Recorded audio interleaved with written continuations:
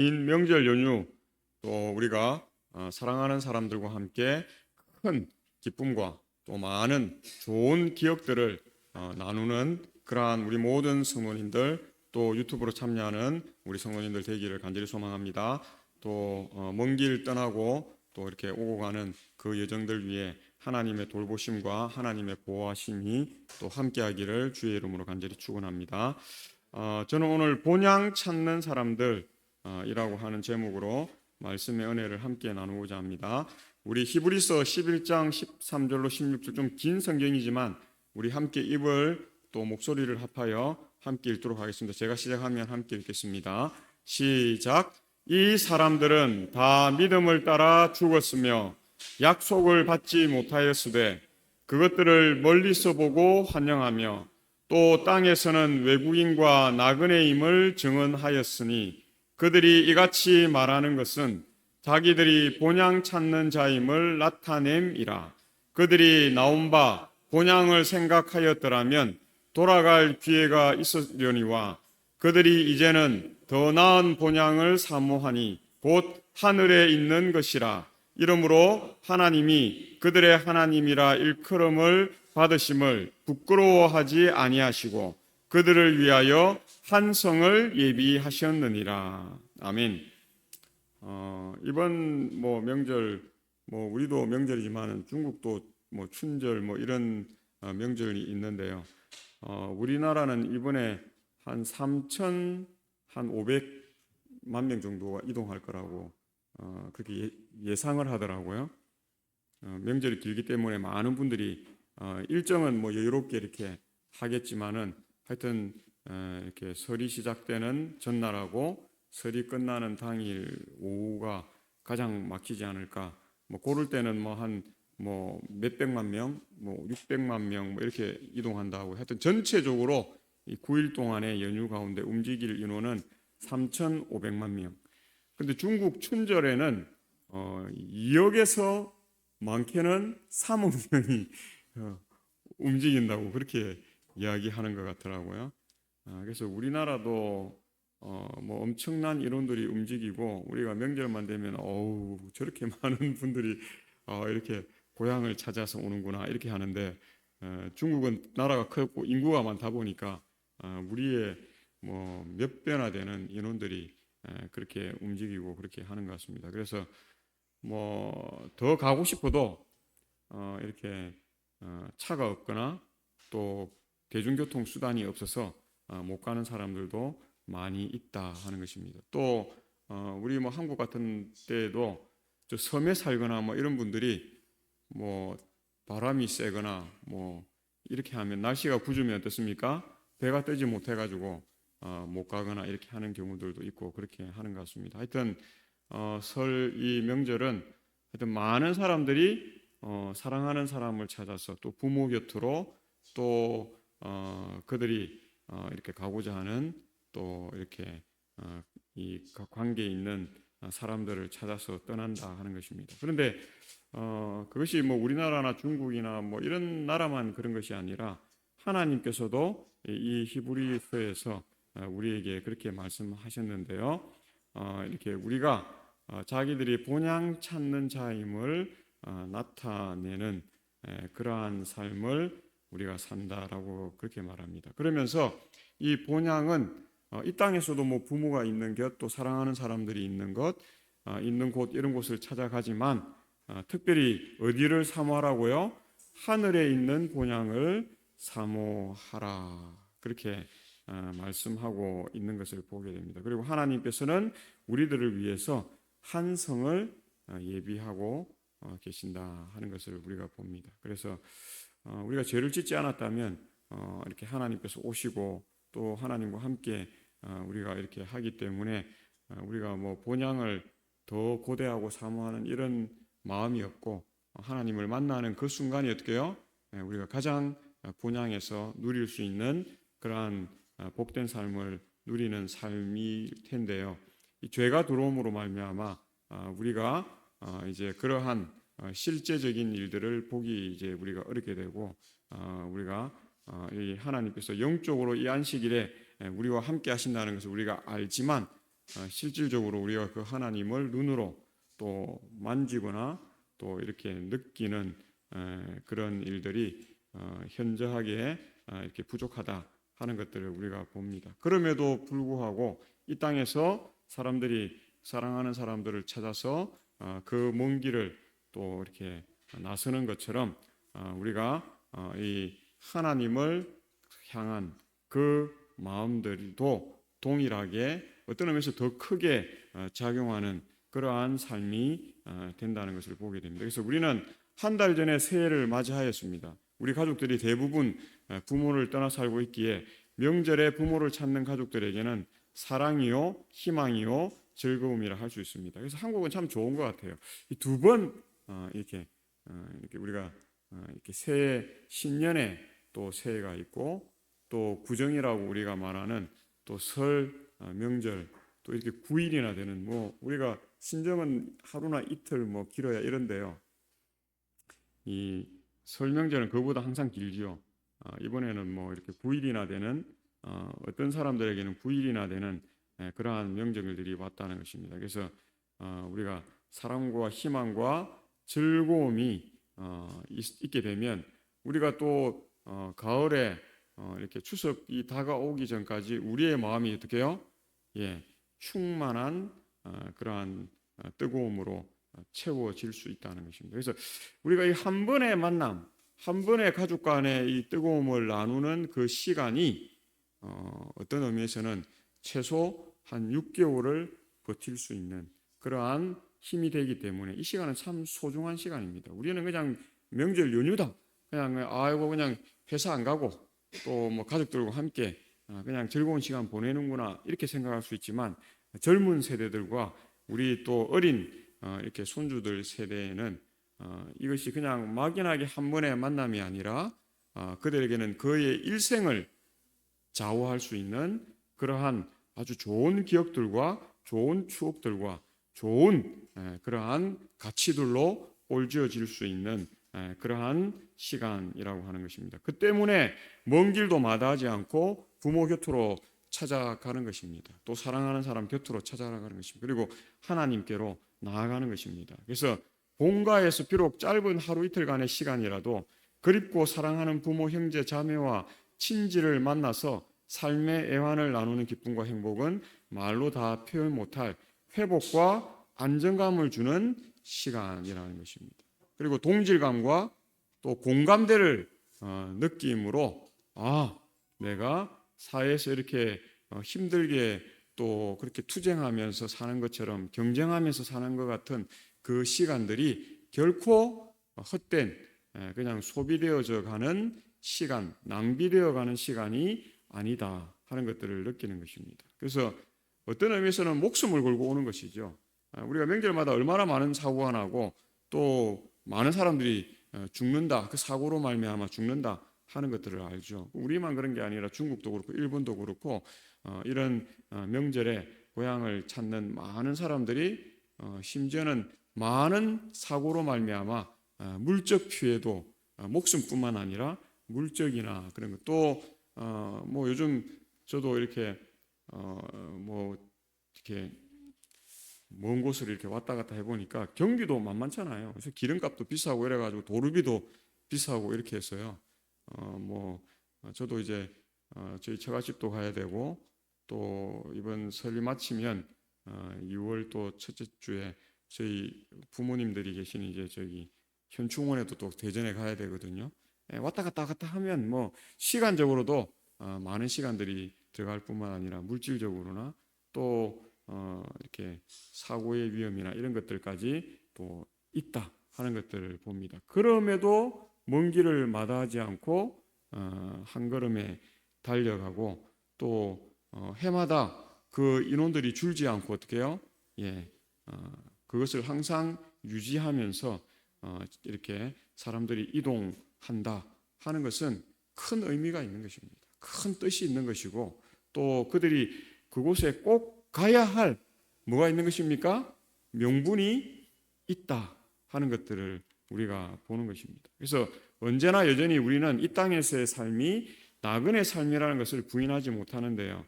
그리운 부모님에게로 달려가 보지만 본가는 벌써 편하지만은 않은 곳이 돼 있으며 나 또한 이전의 시간에 머물러 있지 않음을 발견하게 됩니다. 그러면서도 여전히 본가를 찾고 있는 존재임을 우리는 항상 인지하게 되는데요. 성경은 그것을 더 나은 본향을 찾는 그리움이라고 말씀해 주고 있기 때문에 오늘 우리는 본향 찾는 자들이라고 우리가 명명할 수 있다 하는 것입니다. 그래서 오늘 우리의 본향은 무엇일까? 저는 곰곰이 생각해 봤습니다. 인간은 그가 출생한 고향에서 살든 아니면 외로움을 느끼는 타향에서 살든 땅에 존재하고 있는 한 나그네의 삶을 살 수밖에 없다는 것입니다. 원래 돌아가야 할 본향이 따로 있기 때문인데 출생한 곳이 또 부모님과 친척이 살고 계신 곳이 본향인 줄 알았는데 그것도 결국 타향일 뿐이라는 사실을 우리가 깨닫게 됩니다. 그러면 우리들의 본향은 어디인가? 성경이 그것이 더 나은 본향인 하늘이라고 이야기합니다. 저는 부산이 고향인데요. 이제 부모님들 다 돌아가셨고 형제들이 부산에 아무도 살지 않아요. 저도 목회한다고 이렇게 발령 나는 발령지에서 이렇게 살고 저희 형님은 필리핀에서 살고 저희 남동생은 양평에서 살고 저희 큰 누님도 양평에서 살고 작은 누님은 광주에서 살아요. 다 시집가고 장가가고 뭐 결혼하고 이렇게 하면서 다 흩어졌어요. 그리고 부모님 돌아가셨고 물론 이제 친척들은 부산에 이제 있습니다만 부모님 돌아가시고 나면 이제 뭐 형제 친척들 만날 일도 별로 없어요. 그래서 저희 형제들은 그냥 1년에 2번 설 추석 그 기간 앞이든 뒤든 이렇게 일정을 맞추어 가지고 현충원에 가는 일 그때 만날 때 외에는 특별한 뭐 결혼식 있거나 뭐 어떤 특별한 그 집안에 대소사가 있지 않으면 갈 일이 또 만날 일이 없다 하는 것입니다. 그래서 저는 부산의 고향인데 부산에 안 간 지가 지금 상당히 오래됐습니다. 제 목회지가 거의 뭐 부산을 제외하고 이렇게 목회지가 형성되다 보니까 뭐 한 지금 뭐 몇 년 안 가지 뭐 이렇게 되는 것 같고 저번에 결혼식이 있어갖고 한번 이렇게 갔다가 결혼식 마치면 바로 오고 뭐 이렇게 할 일 외에는 없습니다. 그래서 제 마음 속에는 뭐 부산이 고향이다 날 그 마음이 있는데 저희 아이들은 거의 부산에서 살지 못하고 다른 쪽에서 살아서 저희 애들은 뭐 학교도 경산에서 다니고 그래서 고향 물어보면 대구 경산이 고향 아닌가? 저희 애 둘이는 그렇게 태어나기는 3693병원에서 둘 다 태어났는데 하여튼 말은 자기들은 대구 경산이 고향이 아닌가. 말투도 어투도 조금 대구 경산 쪽 어투를 사용하고 있다 하는 것입니다. 그래서 이 원래 고향이다 생각했는데 지금은 어떻게 해요? 고향이 조금 이제 좀 이렇게 좀 뭐라고 해야 됩니까? 좀 서먹서먹하고 좀 그래요. 그래서 곰곰이 말씀을 준비하면서 생각해 보니까 나의 고향은 어디예요? 하늘나라. 하나님께서 이루시는 나라가 본향이구나. 여기 시집 가신 분들은 뭐 같은 대구에서 태어나서 대구로 시집 갔다든지 하지 않고 뭐 타지에서 온 우리 서매자 집사님처럼 저 거창에서 대구로 시집 오신 분들은 이제 고향이 가까워요, 멀어요? 가까운 듯 하지만 이제 뭐 자주 갈 수도 없고 자주 갈 일도 별로 없고 이제 그렇게 되는 것입니다. 그래서 오래 산 곳이 어떻게 해요? 뭐 그냥 고향인 듯 그렇게 살고 그러나 우리는 이렇게 하나님께서 준비하시는 것이 원래 우리의 고향이고 우리는 그 고향을 늘 사모하는 잃어버린 에덴을 우리가 사모하는 그런 마음이 우리에게 있다는 것입니다. 그래서 이 누가복음에는 예수께서 이르시되 어찌하여 나를 찾으셨나이까 내가 내 아버지 집에 있어야 될 줄을 알지 못하셨나이까 하시니 예수께서 함께 내려가사 나사렛에 이르러 순종하여 받으시더라. 예수는 지혜와 키가 자라가며 하나님과 사람에게 더욱 사랑스러워 가시더라. 이 예수님께서 12살 되던 해에 이제 유월절 했을 때 이제 부모들이 예수님을 모시고 이제 아들인 예수님을 데리고 어디로 갔어요? 예, 예루살렘으로 갔어요. 나사렛이라는 동네에 살았는데 이제 예루살렘에 이제 유월절에 이렇게 그것을 지내기 위해서 갔습니다. 그래서 유대인들은 이 율법의 아들이라고 하는 12살이 되면 어떻게 합니까? 예, 이 남자들은 다 유월절에 참여하는 것이 사명처럼 되어 있어요.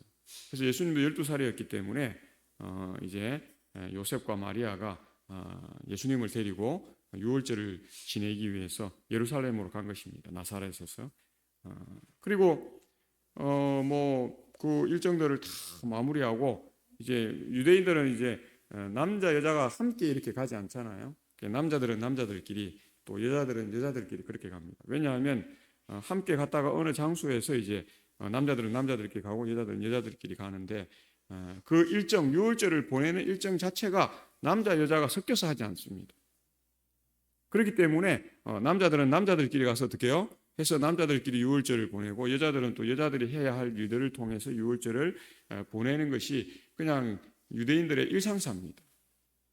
그리고 이를 다 이제 유월절을 보내고 이제 만나기로 한 장소에 요셉은 따로 남자들끼리 또 마리아는 따로 여자들끼리 와서 그 약속 장소에 왔더니 누가 없어요? 예수님이 없는 겁니다. 아마 갈 때에 요셉은 그런 생각을 했겠죠. 뭐 예수는 어머니와 궁합이 그냥 찰떡궁합이니까 어머니가 알아서 챙기겠지. 그리고 어머니하고 뭐 같이 다니겠지. 아버지인 요셉은 그렇게 생각한 것 같아요. 어머니는 또 어떻게 해요? 이제 율법의 아들 이제 어른인 성인이 됐으니까 아버지를 따라갔겠지. 그리고 아버지가 이제 가르칠 것도 있을 거고 유월절을 어떻게 해야 된다. 남자들이 어떻게 유월절을 보내야 된다 하는 것을 다 알려주고 할 테니까 아버지랑 있겠지. 이렇게 생각한 거예요. 그래서 왔는데 어떻게 해요? 예수님이 없는 것입니다. 그래서 다시 예루살렘에 와서 며칠 동안 예수님을 찾아요. 며칠 동안 못 찾는 것입니다. 그래서 마지막으로 간 곳이 어디냐면 성전에 갔더니 예수님께서 어떻게 해요? 랍비들하고 막 성경 말씀으로 그렇게 이야기를 하고 있는 모습들을 보는 것입니다. 그때 이제 한 이야기가 그렇죠. 어찌하여 나를 찾으셨나이까? 내가 내 아버지 집에 있어야 될 줄을 알지 못하셨나이까? 그렇게 이야기했죠. 그 본향에 있었던 것이죠.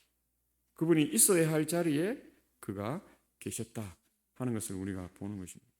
그럼에도 불구하고 51절에 예수님께서 부모님들과 함께 내려가사 나사렛에 이르러 순종하여 그 부모들을 받드시더라. 그렇게 이야기합니다. 그래서 예수님이 공생의 기간 30세가 되기 전까지 어떻게 해요?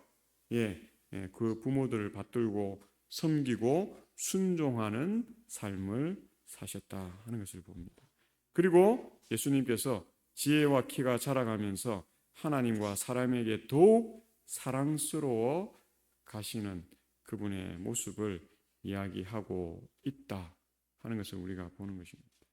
하나님은 우리가 이런 사람이 되기를 원해요. 예수님께서 우리에게 이렇게 모범적인 모습을 우리에게 보이시고 있다 하는 것을 우리가 보는 것입니다. 이 사진을 우리가 잘 보십시오. 이 사진은 엘렌 G. 화이트이 그가 예수님과 가장 그 당대에 나와 있는 사진이나 그림이나 모든 이런 것 가운데 예수님을 가장 비슷하게 묘사한 것이라고 한 것입니다. 그래서 예수님은 아마 이런 모습이에요. 머리도 좀 곱슬머리셨을 것이고 또 유대인 이렇게 쪽 그 풍습에 따라서 수염과 이런 것들도 좀 있으셨고 이제 그런 분이셨다. 사진상으로 보면 뭐 예수님은 콧날도 좀 이렇게 오똑하시고 뭐 그런 것 같아요. 생기기도 좀 이렇게 잘생긴 것 같고 또 피부도 좋으신 것 같고 그런 것 같습니다. 그래서 그냥 이 그림으로 봐도 예수님이 뭐해 보여요? 사랑스러워 보이시는 그 모습을 가지신 분이다 하는 걸 봅니다.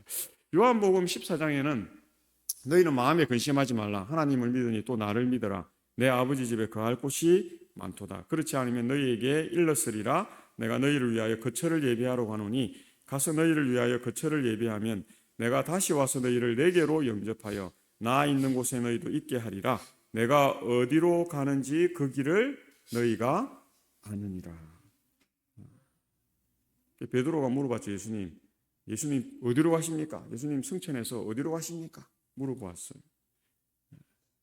그게 이제 쿠어바디스 도미네라는 단어입니다. 그래서 쿠오 바디스 도미네라는 이 단어인데요. 우리가 그냥 붙여 읽어서 쿠어바디스 도미네, 영화 제목입니다. 영화 제목에 쿠어바디스 도미네, 쿠어바디스라고 하는 영화가 있는데요. 그것이 제자들도 예수님이 어디로 가는지 몰랐어요. 그냥 하늘로 가신다 하는 것만 알았지 어디로 간다는 것을 몰랐습니다. 그렇기 때문에 예수님이 그게 십자가에 달려 돌아가시고 승천한 후에 다 예수님을 부인하고 어떻게 해요? 떠나가는 그 일을 했다는 것입니다. 그 예수님께서 이렇게 승천하기 전에 나타나셔서 그들에게 이렇게 40일 동안 보이시고 한 이후에 그들이 이제 하나님의 분명한 사역, 중보자의 사역을 하신다 하는 것을 알고 그들이 완전히 변화되는 그 경험들을 하는 것을 보게 됩니다. 그래서 예수님께서 요한복음 14장 1, 4절에는 내가 어디로 가는지 그 길을 너희가 모른다고요? 안다고요? 안다. 그렇게 말씀하는 것입니다. 그래서 그 길은 우리를 구원할 뿐만 아니라 우리가 영원히 살 우리의 거처를 우리를 위해서 준비하고 예비하는 일까지도 포함되어 있다 하는 것을 보게 됩니다. 그래서 제자들이 이제 그것을 깨닫고 나서 얼마나 거기에 가고 싶었겠습니까? 그렇기 때문에 그들이 베드로처럼 십자가에 거꾸로 달려 돌아가도 또 다른 제자처럼 톱으로 켜서 참수형을 당하든 또 화형을 당해도 어떻게 해요? 그것을 다 감수하고 그들이 살 곳이 이 땅이 아니라는 것을 알았기 때문에 그 일들을 할 수 있었고 그들의 순교가 오늘 우리가 어떻게 해요? 이 믿음 생활을 이렇게 할 수 있는 그 토대를 마련했다 하는 것들을 우리가 보는 것입니다. 그래서 우리가 이 그림에 있는 것처럼 황금 도성을 하나님께서 우리를 위해서 준비해 놓으셨고 우리가 이렇게 그곳에서 영원토록 살 것이다. 그래서 화의 주석 미가서 4장 6, 8절의 주석을 보면 구속으로 모든 것을 회복하실 것임이라고 하는 이 주석을 통해서 우리의 최초의 조상이 에덴의 본향을 잃어버린 그날부터 하나님의 아들이 죄인의 구주로 나타나신 때까지 인류 역사의 특징을 이룬 환난과 흑암과 고통의 흑암의 오랜 세기를 통하여 타락한 인류의 소망은 남녀를 죄와 사망의 속박에서 자유하게 하실 구세주의 오심에 집중되었다. 그렇게 말하고 있는 것을 보는 것입니다. 그래서 오늘 우리가 예수님의 재림을 고대하는 삶을 통해서 우리가 회복될 뿐만 아니라 하나님께서 우리에게 주신 그 자유 의지를 통해서 우리가 하나님의 완전한 세상을 누리는 회복된 에덴의 그 본향에 거하는 그 삶을 우리가 살게 될 것을 우리가 알고 있는 것입니다. 그래서 우리가 가야 할 그 본향은 약속된 곳이며 나그네 된 이 세상에서 희망으로 간직하고 고대하는 마음으로 사모해야 하는 곳입니다. 이 때문에 우리가 부모를 그리워하듯 사랑하는 사람을 그리워하듯 또 그러한 감정의 뿌리는 바로 생명의 주인 되신 창조주에게 있다 하는 것입니다. 그래서 약속된 언약의 그 본향은 가장 믿을 만하고 가장 또 우리가 신임할 수 있는 하나님께서 특별히 그리스도 예수님께서 그분의 생명으로 그분의 피로 비준하여 주셨고 그분이 약속하신 그 언약대로 이루어질 그 본향임을 우리가 확신할 수 있는 그러한 것이라는 것입니다. 그래서 우리가 신년이나 이 설 명절 동안 그리운 고향을 찾는 이유는 종교적으로 원래의 주인인 하나님을 찾는 동경의 표현이며 그리움의 표현인 셈입니다. 인간은 이러한 그리움과 동경을 반복하며 나그네의 아픔을 위로받으려고 몸부림치는 존재입니다. 서양의 미국이나 유럽의 이 아주 저명한 기독교 신학자들은 그런 이야기를 합니다. 유럽은 이렇게 기독교 신앙의 역사가 오래되잖아요. 그럼에도 지금 세계에서 가장 믿음이 탁월한 그러한 신앙을 하는 나라가 한국이라고 이야기해요. 한국의 그리스도인이라고 이야기하고 있습니다. 그래서 그 뿌리를 찾으려고 왜 이들이 이렇게 신앙의 역사가 오래된 자신들보다 더 믿음이 뜨겁고 더 신앙을 더 열심히 하는가 하는 걸 찾기를 위해서 여러 세기 동안 연구를 했어요. 그래서 뭐 새벽기도 때문인가 뭐 때문인가 뭐 때문인가 뭐 이런 걸 많이 찾았어요. 그래서 한국 사람들은 큰 거를 좋아해서 교회들이 크고 그래서 한가 이런 생각도 하기도 하고 뭐 자기들 나름대로 오만 연구를 다 했어요. 근데 한국도 교회가 크지만은 유럽에 가면 옛날 중세시대 교회들은 어떻게 해요? 더 큽니다. 유럽의 이 어떤 카톨릭 교회들은 높이가 60m 되는 데도 있어요. 우리 여기 지금 몇 미터 되겠습니까? 우리 선호주 장로님 여기 예? 4m 되잖아요. 60m, 100m 한번 생각해 보세요. 까마득합니다. 예. 그런 교회들도 있어요. 그래서 크기만 한 것도 아닌 것 같고 또 우리 한국 교회가 새벽 기도만 그 때문에 그런 것 같기도 않고 그래서 어떤 외국의 신학자들은 이 명절에 한국 사람들이 어떻게 해요? 고향을 찾는 그런 부분에서도 그들의 신앙이 이렇게 응집력이 있고 결집력이 있고 하는 것도 아닌가 그렇게 이야기하는 사람도 있어요. 그래서 뭐 여러 가지로 뭐 이야기하는데 어쨌든간 우리는 이렇게 고향을 찾는 그런 일들에 아주 익숙해 있고 또 그것이 당연한 그런 어릴 때부터 그냥 누가 교육하거나 누가 뭐 그렇게 해서 하는 게 아니라 어떻게 해요? 그냥 부모 따라다니면서 뭐 이렇게 자연스럽게 터득되는 것입니다. 그래서 그 부모가 돌아가시면 또 자연스럽게 어떻게 해요? 자신이 또 그런 일들을 이루고 또 자기 자녀들에게 또 자기 손주들에게 그 일들을 또 어떻게 해요? 당연시 그렇게 만들어가는 삶을 우리가 살아갑니다. 이 정호성이라고 하는 시인이 뭐 우리가 뭐 많은 분들이 알리라 생각하는데요. 이 시인이 지푸라기라고 하는 시를 적었습니다. 나는 길가에 버려져 있는 게 아니다. 먼지를 일으키며 바람 따라 떠도는 게 아니다. 지푸라기라도 잡고 싶은 당신을 오직 기다릴 뿐이다. 내일도 슬퍼하고 오늘도 슬퍼하는 인생은 언제 어디서나 다시 시작할 수 없다고 오늘이 인생의 마지막이라고 길바닥에 주저앉아 우는 당신이 지푸라기라도 잡고 다시 일어서길 기다릴 뿐이다. 그러면서 결론은 물과 바람과 맑은 햇살과 새소리가 섞인 진흙이 되어 허물어진 당신의 집을 다시 찾는 단단한 흙벽돌이 되길 바랄 뿐이다. 그렇게 이야기합니다. 그래서 우리가 누군가를 기다린다는 것은 그 기다림의 장소가 막연하지가 않아요. 그 기다림에는 무엇이 있어요? 예, 집이라고 하는 개념이 있다는 것입니다. 그것이 뭐 지푸라기로 만든 뭐 우리 초가집이든 뭐 판자로 만든 판자집이든 뭐 노화집이든 뭐 우리가 시멘트로 만든 집이든 벽돌집이든 그것이 어떻든 간에 우리가 이 집을 단단한 그러한 게 만들 수 있는 것은 누군가와 함께하기 때문에 그렇다는 것입니다.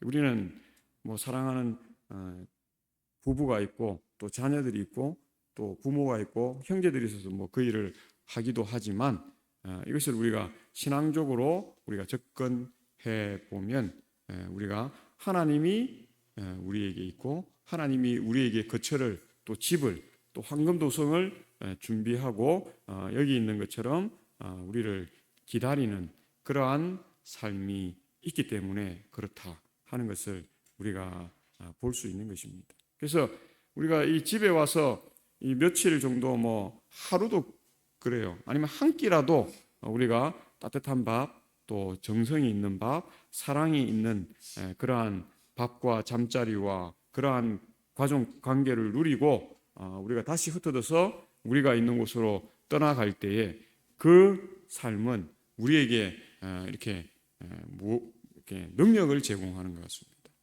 우리에게 또 모든 것을 이길 수 있는 그러한 것들을 제공한다. 그래서 안정감이죠.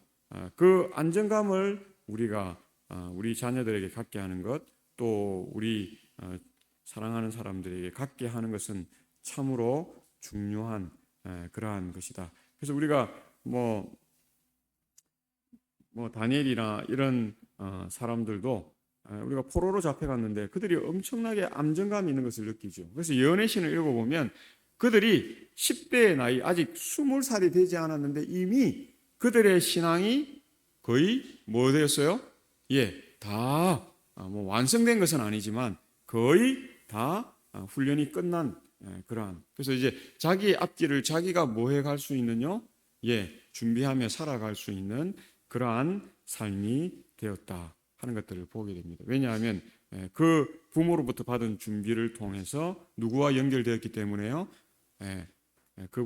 그들의 구주이신 이 하나님 그리스도 예수와 연결되었기 때문에 가능한 그러한 것이다 하는 것을 봅니다. 그래서 교회도 그런 역할을 하는 것이죠.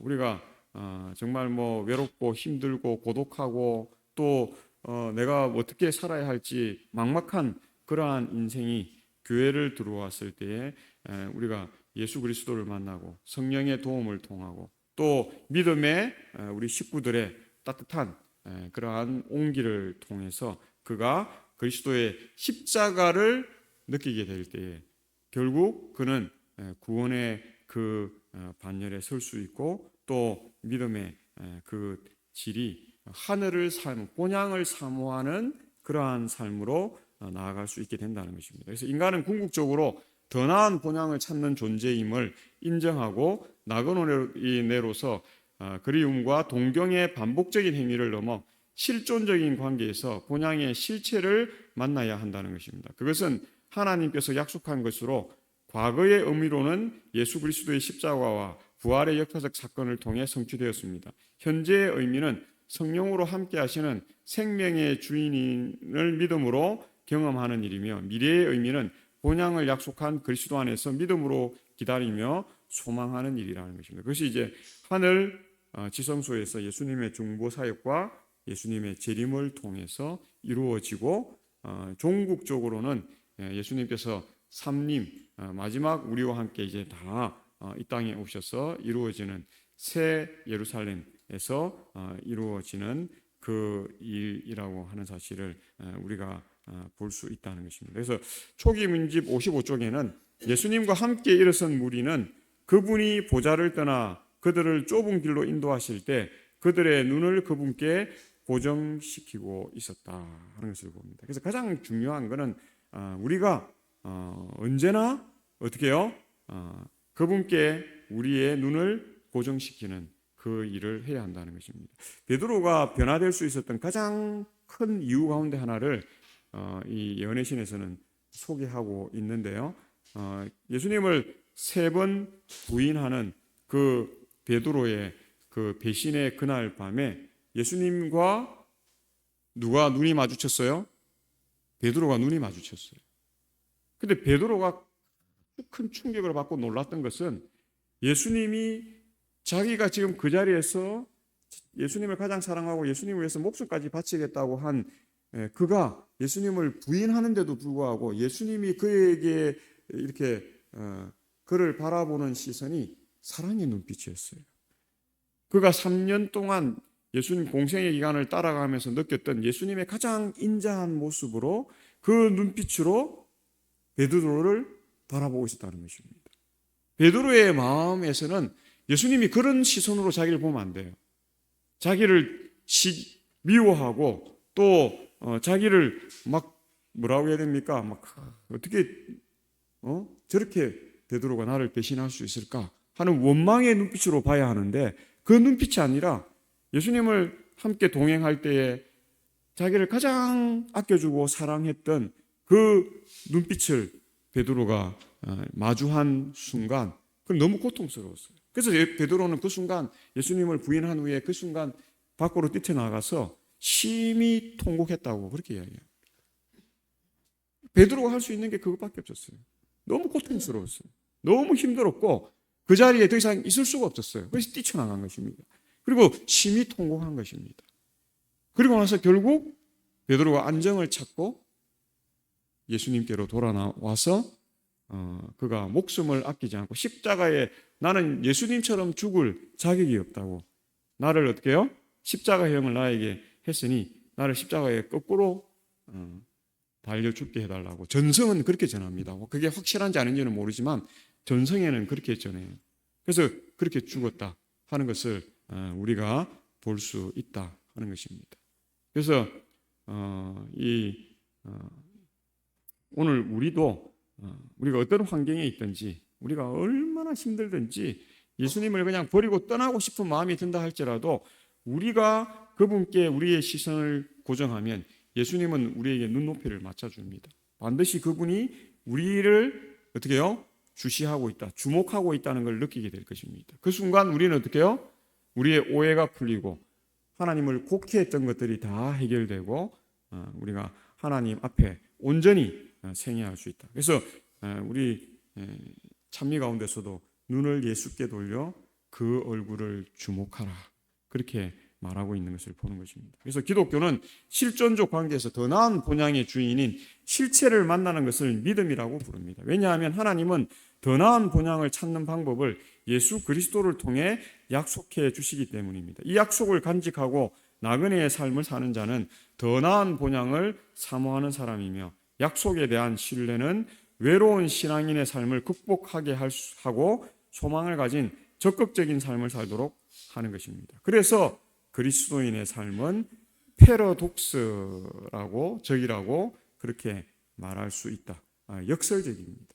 그래서 우리가 나그네 삶을 산다고 우리가 생각하고 살 때에 하나님께서는 우리가 이 땅의 주인으로서 또 이 땅의 모든 것을 소유한 자로서 살도록 하신다 하는 것입니다. 그래서 우리가 다 비울 때, 다 내려놓을 때, 다 버릴 때에 또 내가 나를 죽었다고 인정할 때에 하나님께서는 어떻게 해요? 나를 살리시고 또 나를 채우시고 또 나에게 모든 것을 이루어 주시는 그러한 역사를 이루시는 분이시다 하는 것입니다. 그래서 이 창세기에도 그의 형들이 또 친히 와서 요셉의 앞에 엎드려 이르되 우리는 당신의 종들이니이다. 요셉이 그들에게 이르되 두려워하지 마소서. 내가 하나님을 대신하리이까. 당신들을 나를 해하려 하였으나 하나님은 그것을 선으로 바꾸사 오늘과 같이 많은 백성의 생명을 구원하게 하시려 하셨나니 당신들은 두려워하지 마소서. 내가 당신들과 당신들의 자녀를 기르리이까 하고 그들을 간곡한 말로 위로하였더라. 요셉이 형제들보다는 잘났다고 생각했어요. 요셉이 아버지로부터 야곱으로부터 사랑을 너무 많이 받았잖아요. 다른 형제들과는 비교가 안 될 만큼 사랑을 많이 받은 것입니다. 그러니까 요셉에게는 이 우월함 의식이 있었어요. 항상 옷도 좋은 걸 입었어요. 그리고 형제들은 나가서 양치고 뭐라니까 얼굴이 좀 타고 막 그걸 가리기 위해서 칭칭 감고 이러는데 요셉은 늘 집안에서 아버지 뭐 해달라는 아버지 옆에서 맛있는 거 먹고 아버지 뭐처럼 그렇게 하니까 다른 형제들보다 얼굴도 뭐였어요? 꽃미남이죠. 비교되는 것입니다. 같은 형제인데 비교되는 것입니다. 물론 어머니가 인물이 좋기도 했지만 하여튼 이 요셉은 그 부모들의 장점들을 많이 가진 그러한 사람이었습니다. 형제들 앞에 설 때도 나이는 어렸지만 항상 형제들 앞에 뭐였어요? 당당했어요. 기죽지 않고 형제들한테 할 말 다 하고 자기 생각대로 예를 들면 큰아들과 요셉은 나이 차이가 제법 났을 거예요 아마. 그런데도 불구하고 그 형들 눈치를 보지 않았어. 그냥 형들 앞에 섰을 때는 제2의 아버지였습니다. 그러니까 형들이 얼마나 그 위에 형이 10명인데 그 형들이 요셉을 봤을 때 얼마나 수가 뒤틀렸겠습니까? 요셉이 그냥 저 머리에서 요셉 모양만 봐도 형제들이 속이 끓고 그냥 저걸 죽여야 되는데 저걸 그냥 가만둘 수 없는 그런 상황이었어요. 그래서 그를 죽이려고 한 것입니다. 근데 여차여차해서 죽이지 않고 이제 노예로 애굽에 팔았는데 나중에 보니까 어떻게 해요? 거기에 총리가 되어 있는 것입니다. 형제들이 처음에는 모르고 이렇게 하다 나중에 보니까 이제 자기들이 다 죽게 생긴 거예요. 그 애굽의 법은 상관이 죽이라 하면 죽이고 이런 거 아닙니까? 특별히 왕이나 총리가 그 일들을 할 수 있죠. 왜냐하면 요셉은 왕의 인장을 갖고 있는 사람입니다. 그렇죠? 왕이 인장을 빼주면서 너희 하고 싶은 대로 해라. 근데 누구만? 나와 내 아내, 내 가족들만 내가 뭐 이렇게 할 수 없고 나머지는 내가 다 알아서 해. 내 반지 줄 테니까 하고 인장 반지를 받은 사람이에요. 그러니까 뭐 왕의 가족 빼고는 어떻게 해요? 셋째 치리자잖아요. 왕하고 왕비담으로 셋째 치리자가 되어가지고 왕의 인장 반지를 끼고 다 하는 것입니다. 죽이려면 얼마든지 죽일 수 있는 사람이에요. 그런데 요셉의 입에서 나온 이야기는 하나님이 그것을 선으로 바꾸사 오늘과 같이 많은 백성의 생명을 구원하시려 하셔서 나를 먼저 보내셨고 내가 하나님을 대신할 수 없다. 그리고 그뿐만 아니라 내가 당신들과 당신들의 자녀를 기르리이다. 그들을 간곡한 말로 위로하였더라. 하나님은 악을 선으로 바꾸시죠. 하나님은 죽음을 생명으로 바꾸십니다. 하나님은 유한한 것을 뭐한 것으로 바꾸어요? 무한한 것으로 바꾸십니다. 하나님은 물을 뭐로 바꾸세요? 유로 바꾸시는 것이에요. 하나님은 파괴를 창조로 바꾸시고 회복으로 바꾸시는 그 일을 하시는 분이시라는 사실을 우리가 보는 것입니다. 하나님은 결코 그냥 가만히 있는 분이 아니에요. 하나님은 계속 만드시고 창조하시고 새로운 것을 이루어 가시는 하나님은 일꾼이세요. 일꾼. 그래서 일하지 말라고 해도 하나님은 알아서 일하세요. 어떤 지금 세상적인 그냥 이기적인 마음을 갖고 악한 마음을 가지면 이제 하나님은 일밖에 모르시나? 일에 미쳤나? 일 중독자인가? 이렇게 이해할 만큼 하나님은 어떻게 해요? 아무리 우리가 말하고 이제 하나님 이제 그만하시죠 해도 하나님은 이렇게 창조하는 그 일을 하시는. 그래서 이 지구를 한번 보세요. 얼마나 하나님이 섬세하게 창조하셨는가. 꽃도 똑같은 꽃 같은데 똑같으면서 얼마나 다양한가. 장미가 한 종류만 있는 게 아니에요. 노란 장미, 장미 농원에 한번 가보세요. 울산 그 장미 농원에 가보니까 몇백 가지 장미꽃을 했어요. 그런데 그것은 10분의 1밖에 안 된다는 것입니다. 그리고 장미는 얼마든지 또 더 어떻게 해요? 교배해가지고 다양하게 만들 수 있어요. 그래서 무궁무진하게 만들 수 있는 것입니다. 그게 하나님의 창조의 능력이에요. 참 놀라우신 분이라는 것입니다. 그래서 화이트석 사도행전 1장 11절에 이제 그들은 하늘을 그들의 미래의 본향이 되는 곳으로 바라보았다. 그들의 구속주께서 거기에다 그들의 집을 준비하고 계신다. 새 에덴이죠. 그래서 시대의 소망 73쪽에는 예수께서는 그분의 일을 즐겁고 재치 있게 행하셨다. 성경의 기초를 둔 신앙을 가정생활과 일터에서 응용하고 세상의 사업에 힘을 기울이면서도 오직 일편단심 하나님의 영광을 염두에 두는 것은 많은 인내와 영성이 요구되는 것이다. 그리스도께서 돕는 자가 되신 것은 바로 이러한 환경에 있을 때이다. 그분은 결코 하늘 사물을 생각하실 시간이 없으리만큼 세상의 관심사에 몰두하지는 않으셨다. 그분은 자주 시와 하늘의 노래를 부르심으로 마음속에 있는 그분의 기쁨을 표현하셨다. 나사렛의 동민들은 그분이 음성을 높여서 하나님께 찬송과 감사를 올리는 소리를 자주 들었다. 그분은 노래로서 하늘과의 교통을 유지하셨다. 그분의 동료들이 일에 피곤하다고 불평할 때에 그들은 예수님의 입술에서 흘러나오는 감미로운 멜로디에 원기를 얻었다. 그분의 찬미 소리는 악한 천사들을 쫓아버리고 향연처럼 그 장소를 향기로 채우는 듯하였다. 그분의 노래 소리에 귀를 기울인 자들의 마음은 그들의 지상의 나그네 생활에서 떠나서 하늘 본향으로 이끌려 갔다. 예수님하고 있는 자체가 그들이 하늘 본향에 이끌려 간 것 같은 그런 느낌을 받았다는 것입니다. 오늘 우리가 그런 삶을 살아야 합니다. 일을 하는데 짜증나고 힘들고 지치고 투정하고 그래서 왜 나만 일을 해야 되는데 왜 나만 하는데 우리가 그렇게 살면 안 되는 것입니다. 하나님은 그 많은 일들을 하나님을 찬미하고 즐거움과 기쁨으로 그 일을 했을 때 동네 사람들이 거기에 뭐 했어요? 부흥되었어요. 리바이벌 되었어요. 자신들은 그 일을 안 하는데도 그런 기쁨을 느끼고 그런 감사에 젖어들고 그래서 어떻게 해요? 거기에 그냥 스스로 동참하고 그런 것을 했다는 것입니다. 우리 세상에서는 다 나만 일하고 나만 바라보면 남편도 놀고 있고 애들도 놀고 있고 부모도 놀고 있고, 또 남편 입장에서 보면 아내가 자기 마음 안 차게 일을 하고, 자녀들도 형제들도 보면 자기 마음 같지 않고, 우리가 이래 되면요 우리가 힘들어집니다.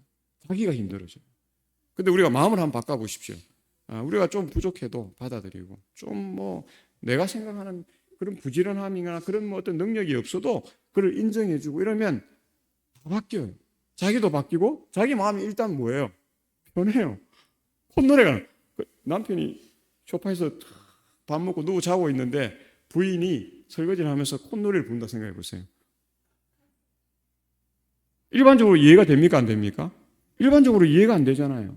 그런데 그렇게 하면 어떻게 해요? 자신의 마음이 즐거운 것입니다. 그게 스트레스를 받지 않아요. 그것 때문에 내가 어떻게 해요? 힘들다, 고통스럽다, 어렵다 이런 생각이 들지 않는 것입니다. 그래서 하늘은 다 기쁨 삶이에요.